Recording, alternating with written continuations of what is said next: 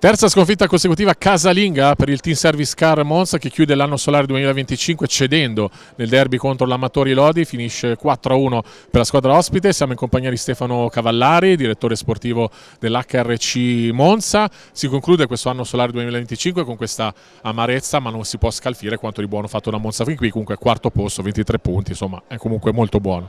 Buonasera a tutti. Sì, niente, non c'è niente da dire. Il derby sappiamo tutti che è sempre una partita a sé, no? Indipendentemente dalla posizione di classifica.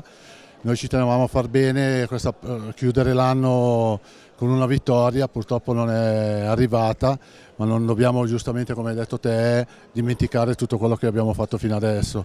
Dobbiamo solo un attimo adesso riposare e trovare la concentrazione per poi riprendere al 6 di gennaio. Andremo a Castiglione per chiudere il girone d'andata e sperando di fare il bottino e portare a casa i nostri 3 punti come sono d'aspettativa.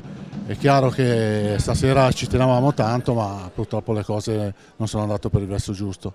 Comunque niente da dire, se non che continuare a lavorare come stiamo facendo e continuare a seguire le indicazioni che il mister dà per poter arrivare sempre ad ottenere i risultati che sono quelli che noi vogliamo a livello societario, come società e anche per il nostro pubblico, perché giustamente merita qualcosa e noi dobbiamo dare. Stefano, secondo te cosa è mancato questa sera rispetto alle altre gare? Ovviamente si stanno a togliere grandi meriti di una grande squadra come Lodi, che ricordiamo è vice campione d'Italia in carica. Ma certo, Lodi non sono io che lo scopro adesso, è una bella squadra.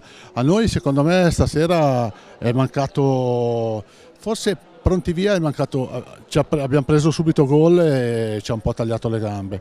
E poi dopo nel proseguire della partita noi il nostro l'abbiamo fatto, cioè nel senso di dire ci è mancato il gol, se troviamo il gol anche noi magari riusciamo a metterla su un altro piano la partita. Poi dopo sai anche te, quando le cose non girano per il verso giusto, prendi il palo, giochi in power play, non fai gol, quelle cose lì in automatico dopo la partita è andata a favore del Lodi, che ha fatto poche conclusioni, è andato poche volte rispetto a noi verso Kaku, però l'ha messa dentro 4 volte.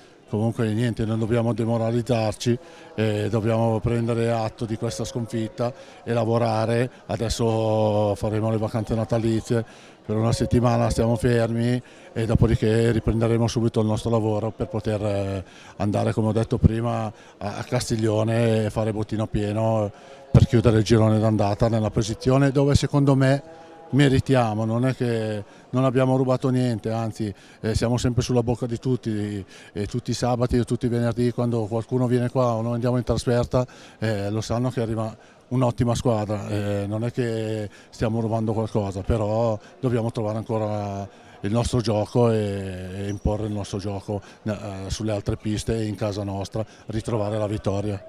E allora riordinare le idee e soprattutto ora godersi le vacanze. Buone feste allora Stefano. Buone feste a tutti i tifosi dell'HRC Monza, buone feste a tutti e ci vediamo l'anno nuovo sperando che sia un buon anno.